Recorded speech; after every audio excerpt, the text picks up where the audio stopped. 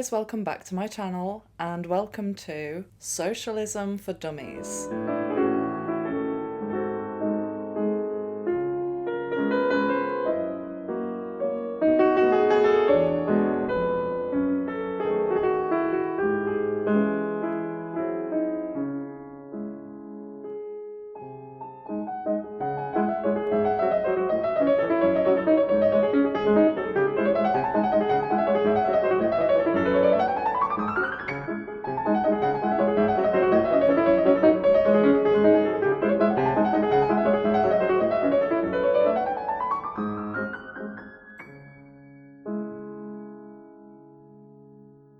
If you were a university student studying sociology, you will probably finish your degree with the impression that socialism is something that is great for society and it's something that everyone could benefit from.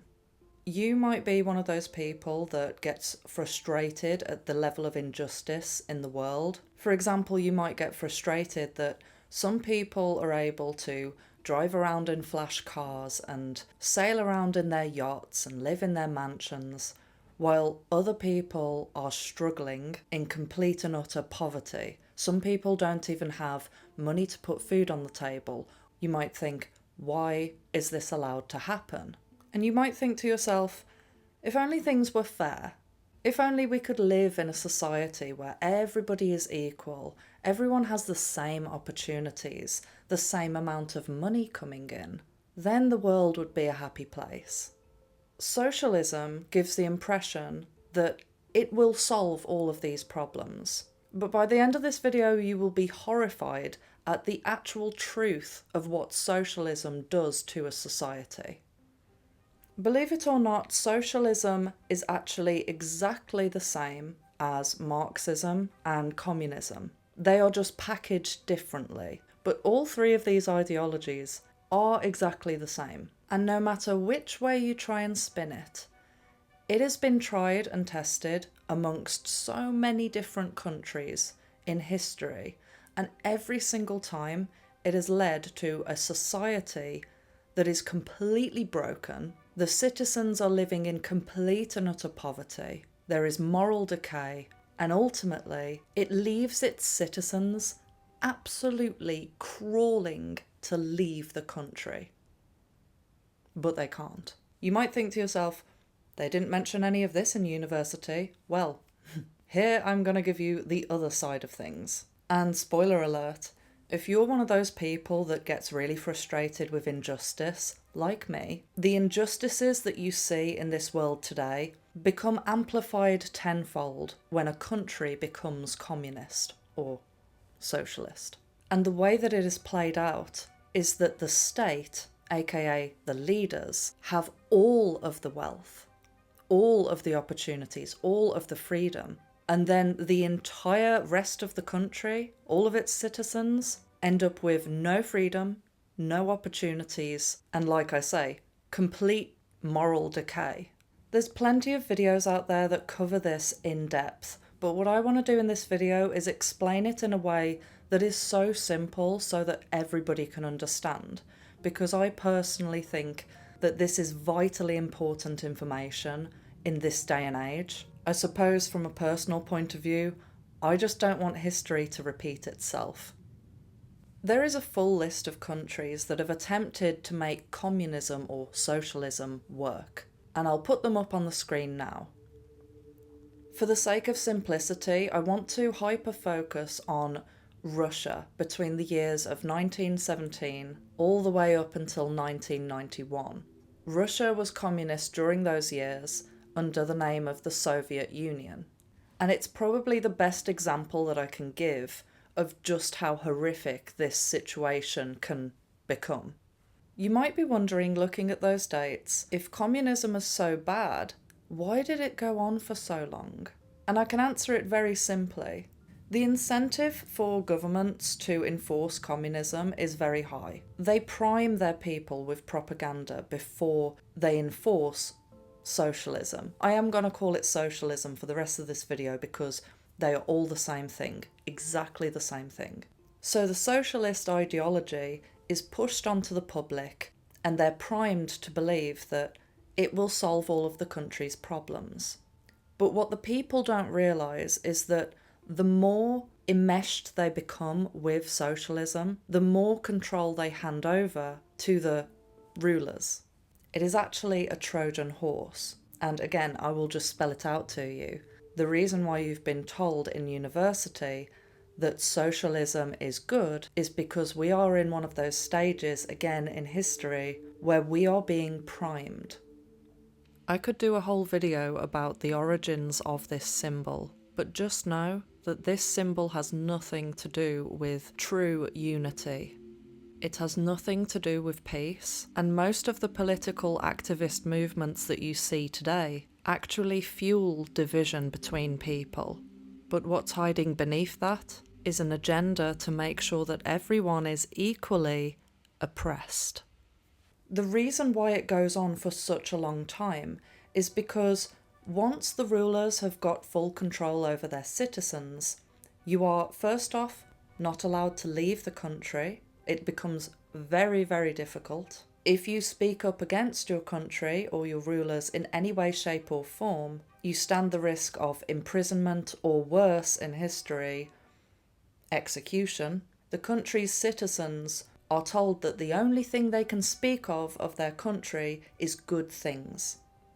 You must speak highly of the state.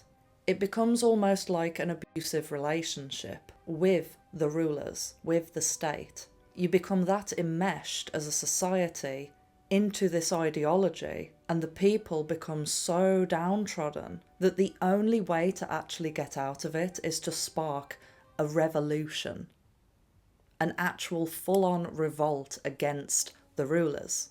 That's why it goes on for so long. So there's the theory of what I've said. Let's look at the facts. Let's look at the Soviet Union and what the Soviets actually stood for. We'll start off with the good stuff. What rights did the Soviet citizens have during their socialist era? The Soviet ideology placed a premium on economic and social rights, such as access to healthcare, adequate and affordable basic food supplies, housing and education, and guaranteed employment. As it acted on these guarantees during the post-war decades, the Soviet system evolved into a giant welfare state. So the Russian citizens at this time thought, this is great. We will all get the same opportunities, the state will look after us, we'll get free healthcare, all of our basic needs will be met, and we'll never be out of a job. If anyone from the UK is watching, does this sound familiar?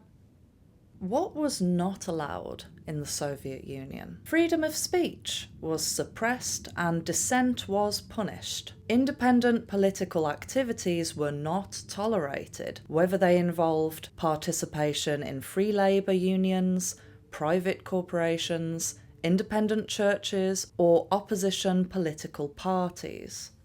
So in a nutshell, there was no freedom of speech. So if you had a complaint about the system, you weren't allowed to voice it. Simples. Again, UK people. Does this sound familiar? Now, before I proceed with the rest of the facts and the horrors of the Soviet Union, I want to give you a clear example of the psychology behind socialism and why these things that I'm going to mention repeatedly come up and why it doesn't work. So we're going to invent a character, Billy. Billy has always had a sense of drive and ambition. He's always believed that if you just work hard and you persevere, that good things will happen. You will be rewarded for the hard work and that you can live a prosperous life with the opportunity of growth. So Billy is in school and he's studying for an exam. He really wants to get good grades. He wants to get an A+. So in the weeks leading up to the exam, he is constantly revising. He is saying no to all the social activities that his friends are inviting him on because he wants to get an A+ in this test so desperately. He has these two friends, Carl and Jason, and they're not really that bothered about grades or getting a good job. Really, Carl and Jason are not that ambitious. They just want an easy life. They don't really have the motivation or the care to study for the exam. They just figure, oh, we'll just wing it. So they spend most of their evenings playing video games, and hanging out with their friends. So now we're at the day of the exam, and Billy is so focused. He is absolutely determined to ace this test. They all take the exam, they hand in the paper, and then it gets to results day. Now normally, under a capitalist system, every individual student would get graded on their individual input. That's what you'd expect. Only today, when the results are given, it is Communist Day, or Socialist Day. And under socialist ideology, everyone is equal. And instead of each student getting graded on their individual input, what happens is one result is given for the whole group, based on the average. So because people like Carl and Jason didn't really study and didn't really care, they would have got an F.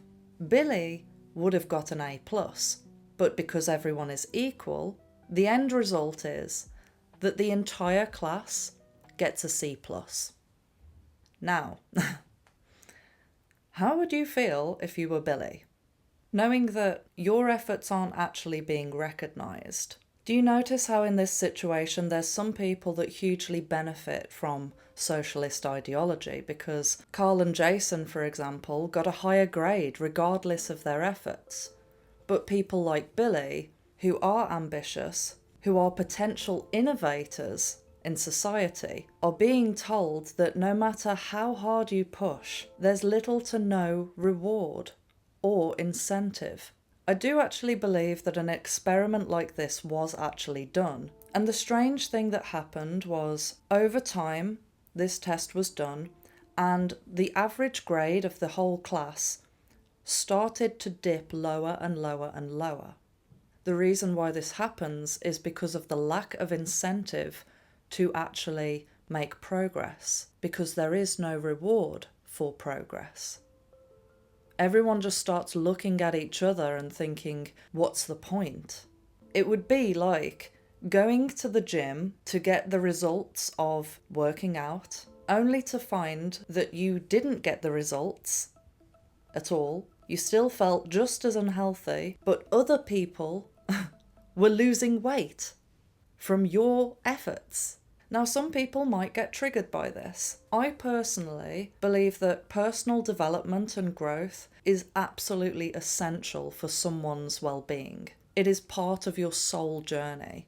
And if you strip that away, people become extremely dissatisfied. And this is where the moral decay happens. And you can actually see how it's happening in our society today. People are becoming less motivated for a number of different reasons. Motivation within people is dwindling, and because people have lost hope in the idea of actually having a prosperous life because the system is against them, people end up turning to all types of addictions, like corn addiction with a P, addiction to unhealthy foods that are packed with MSG and sugar, addiction to scrolling on social media. I could go on, but today is about socialism. I must remember that. It is all connected though. So back to the Soviets. Bearing in mind that the Soviet Union only began in 1917, by the time that it got to 1930, the country had become incredibly poor and productivity had fallen completely out of the window. And because of this, the USSR, or the Soviet Union, implemented a series of labour disciplinary measures due to the lack of productivity of its labour force in the early 1930s. 1.8 million workers were sentenced to 6 months in forced labour with a quarter of their original pay. So as if it's not bad enough, you're being forced to work into a job that you didn't choose, I will get onto this, and for less pay. 3.3 million faced sanctions, and 60,000 people were imprisoned for absentees in the 1940s alone. So it became a prisonable offence to not do what the state was telling you to do.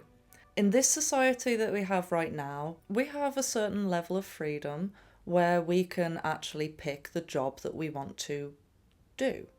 In the Soviet Union, however, that is not the case. After graduation, a person would be distributed by a committee to a particular position anywhere within the Soviet Union and had an obligation to work there, typically for 3 years. Now I just want to briefly mention a film, if anyone's seen Red Sparrow. Red Sparrow was supposed to be based in Russia during the Soviet Union. However, when you actually look into it, the movie purports that it's actually in an alternative universe that blends 1976 with 2018. But I digress.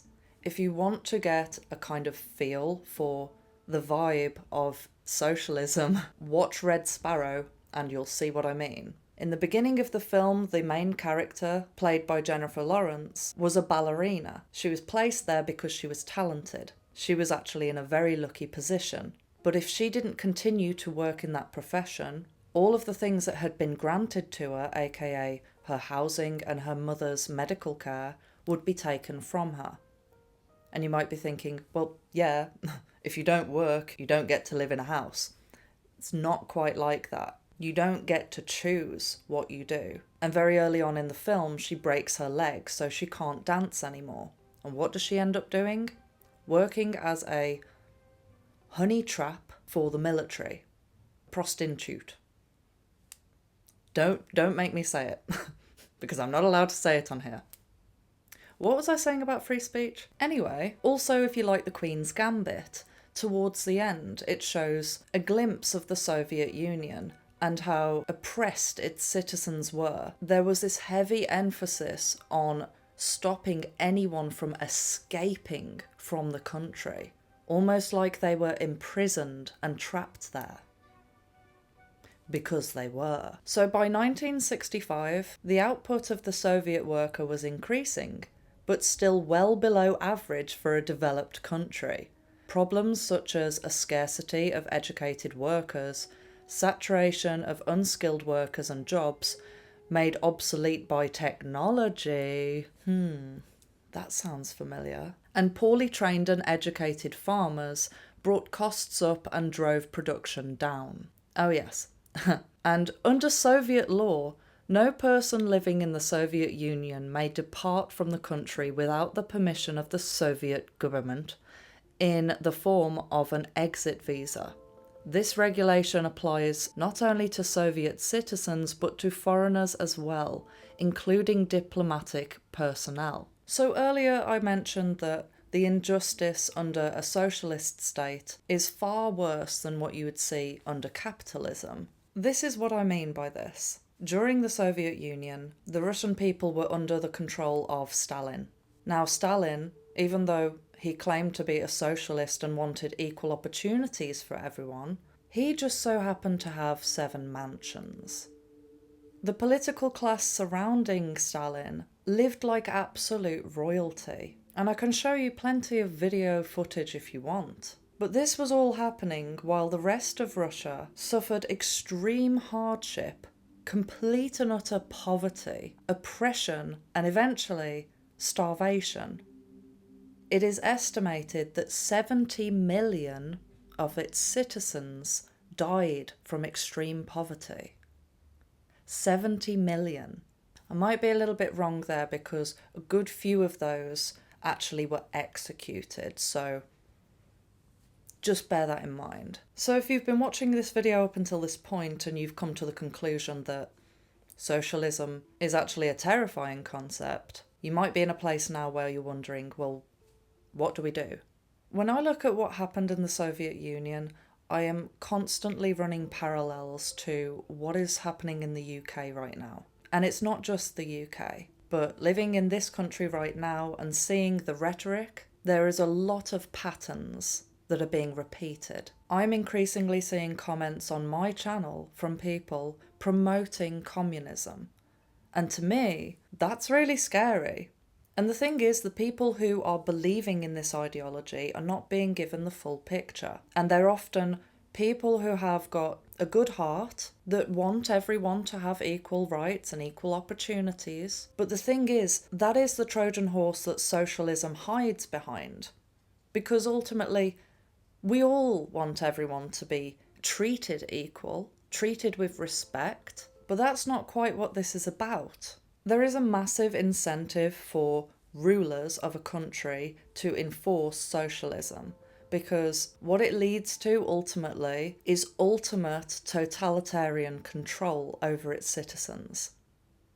And the reason why this happens is because, say for example, you get a country that's in a dire state, like the UK.